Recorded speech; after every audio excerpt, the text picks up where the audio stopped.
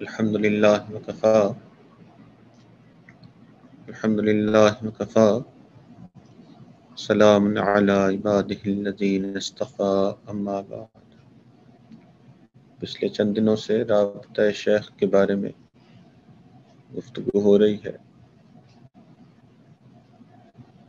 اور رابطہ شیخ جو ہے وہ سلسلہ علی نقشبندیہ کے معمولات میں سے ایک معمول ہے۔ تو مشائخ نے کہا کہ جس طرح آپ استغفار صبح اور شام کرتے ہیں یہ ایک معمول، درود شریف پڑھنا معمول، تلاوت کرنا معمول، مراقبہ کرنا معمول، شیخ کے ساتھ رابطہ رکھنا بھی مشائخ نے اس کو معمول بنا دیا۔ اور وجہ اس کی یہ کہ مشائخ کا تجربہ یہ ہے کہ جو شیخ کے پاس آتا جاتا نہیں اس کے باقی معمولات بھی پابندی سے نہیں ہوتے، اس لیے تمام معمولات میں اصل معمول جو ہے وہ رابطہ شیخ ہے۔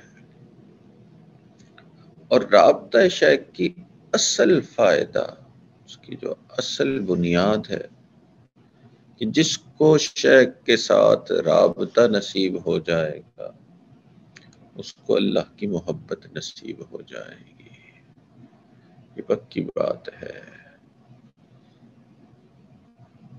ہمارے ملک کے بزرگ تھے حضرت حافظ غلام حبیب صاحب رحمۃ اللہ علیہ، بات تو سادی سی تھی مگر بڑی خوبصورت بات ہے۔ فرماتے تھے روٹی ملتی ہے روٹی والے کے پاس، کپڑا ملتا ہے کپڑے والے کے پاس، دودھ ملتا ہے دودھ والے کے پاس، اور اللہ ملتا ہے اللہ والے کے پاس۔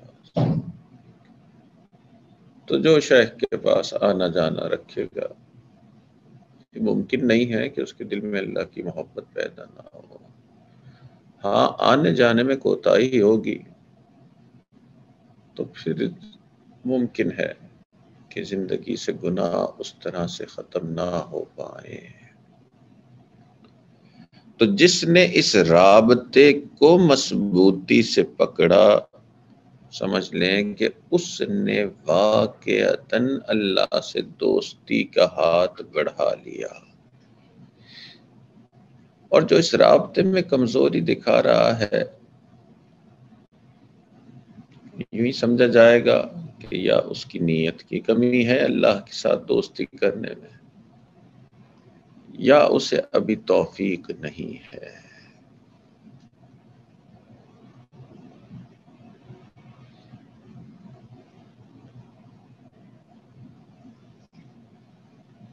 جگر مراد آبادی بڑے شاعر گزرے ہیں، ہندوستان کے بڑے کمال کے شاعر ہوتے تھے، شاعر بھی تھے مگر ساتھ ساتھ شراب نوشی کی بھی عادت تھی، شراب بھی پیتے تھے۔ شاعر ہندوستان کے مشہور ترین تھے۔ انہی کے زمانے میں ایک اور شاعر تھے خواجہ عزیز الحسن مجذوب رحمۃ اللہ علیہ، وہ بھی بڑی کمال کے شاعر تھے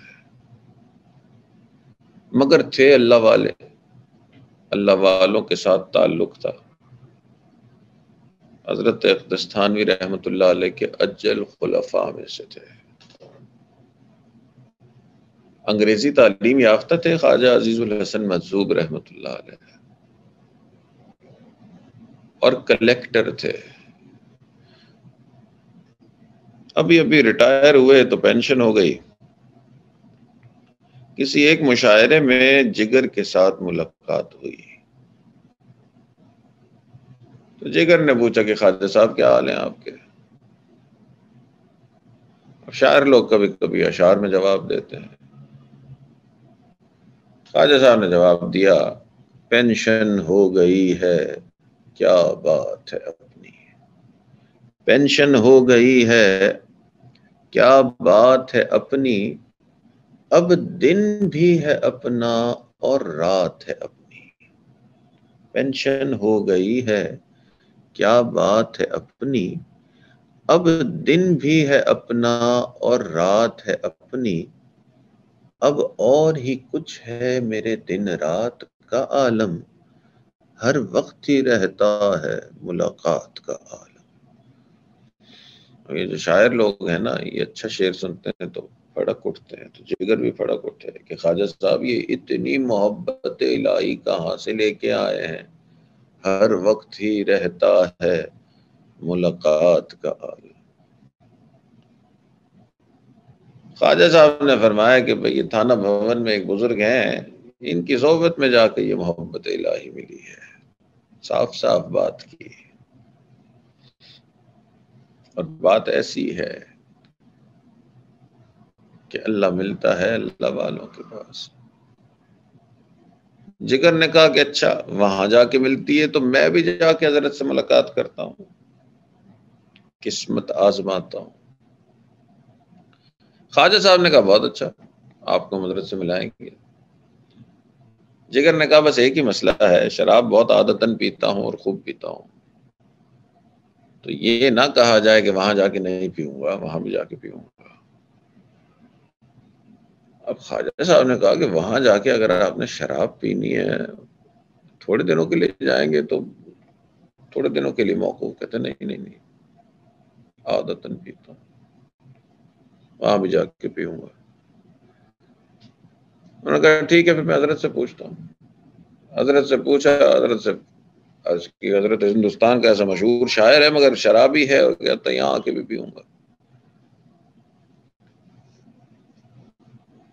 اب اللہ والے بھی حکمت والے ہوتے ہیں، اور حضرت تو حکیم الامت، تو حضرت حکیم الامت نے، عام کوئی ہوتا نیک شخص تو وہ یہی کہتا کہ بھئی ایسے شرابی کو نہ لے کے آؤ ادھر، کیا یہاں بھی آ کے پینے کا کہہ رہا ہے، اس کی کیا اصلاح ہوگی۔ حضرت نے فرمایا کہ نہیں بھئی، مسجد میں تو ظاہر ہے نہیں پی سکتا، اور خانقاہ میں بھی نہیں پینی چاہیے، عوامی جگہ ہیں تو لوگوں کے سامنے یہ کام کرنے کی اجازت نہیں۔ حل کیا تلاش کیا؟ حضرت نے کہا میرے گھر میں میرا مہمان بن جائے، اور مہمان کو اپنی ہر ضرورت پوری کرنے کی اجازت۔ کافر کو بھی مہمان بنا سکتے ہیں۔ بہرحال تاریخ طے ہو گئی، اور جگر صاحب جو ہیں پہنچ گئے۔ ایک شرابی ایک اللہ والے کی صحبت میں پہنچ گیا۔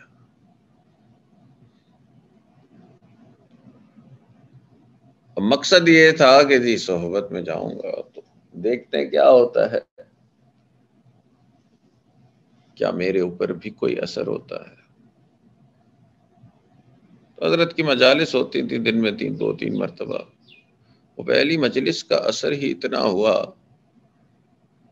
کہ آپ کو ایسا محسوس ہوا کہ میں تو کسی اور ہی سیارے پہ آ گیا ہوں، دنیا سے باہر کی جگہ پہ ہوں، کہ کچھ اللہ والوں کی گفتگو میں ایسا اثر ہوتا ہے، ان کی صحبت میں ایسا اثر، اور کئی مرتبہ اللہ والوں کی صحبت کا اثر بھی ہوتا ہے، اور طالب کی طلب، سالک کی طلب ایسی ہوتی ہے، تو طلب بھی تھی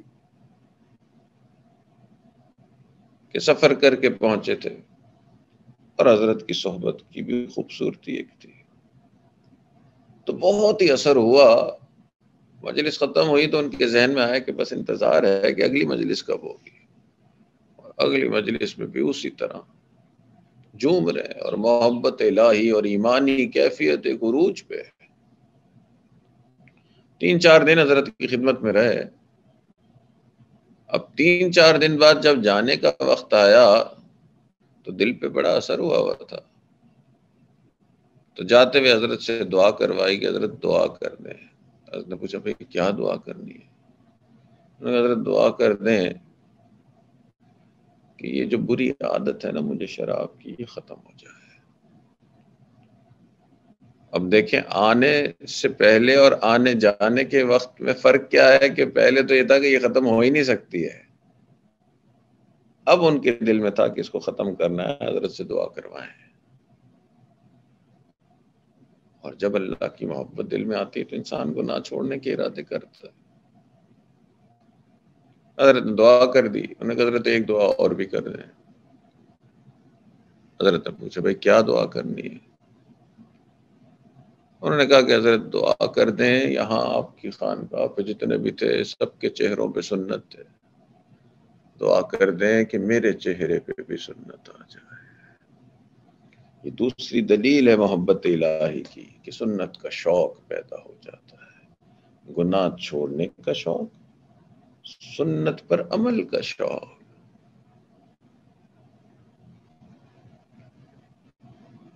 پھر بالکل جانے کا وقت آیا تو عرض کی کہ حضرت ایک دعا اور بھی کر دیں۔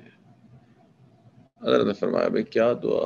حضرت دعا کر دیں کہ میرا خاتمہ ایمان پہ ہو جائے۔ یہ بھی محبت الہی کی دلیل ہے، انسان کی توجہ آخرت کی طرف۔ واپس گئے تو زندگی بدلی ہوئی تھی، چہرے پہ سنت آئی ہوئی تھی، شراب چھوڑ دی تھی۔